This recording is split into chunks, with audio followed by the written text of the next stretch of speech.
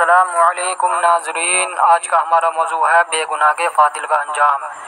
बेगुनाह को कत्ल करने वाले का अंजाम क्या हुआ, ये जानते हैं इस वाक़े में।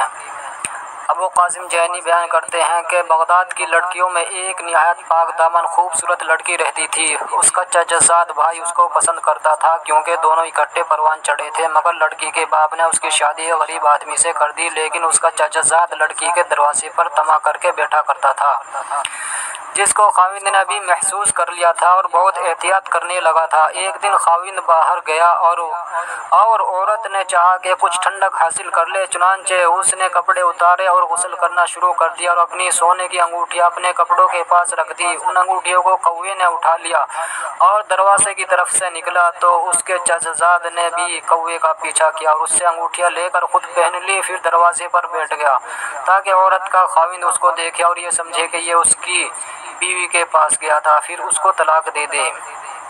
चुनांचे जब खाविंद आया तो ये लड़का उसको सलाम करने के बहाने खड़ा हो गया, लेकिन उसका मकसद ये था कि उसको अपने हाथ की अंगूठियां दिखलाए। चुनांचे जब खाविंद ने उनको देखा तो पहचान गया। फिर जब अंदर गया तो बीवी को नहाते देखा तो उसको यकीन हो गया कि ज़रूरी गुस्ल कर रही है। तो उसने अपने पास मौजूद लोंडी को कहा, तुम चली जाओ, तो वो चली गई और उसने दरवाज़ा बंद करके औरत को ज़बह कर दिया और उससे कुछ पूछा तक नहीं।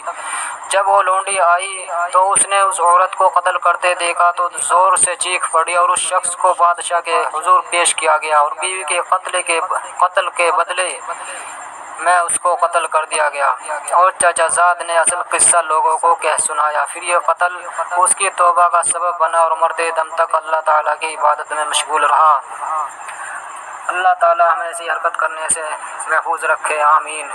जानकारी अगर अच्छी लगी हो तो वीडियो को लाइक करें, शेयर करें और चैनल को सब्सक्राइब कीजिए ताकि आने वाली वीडियो को नोटिफिकेशन सबसे पहले आप तक पहुँचे। अल्लाह हाफिज़।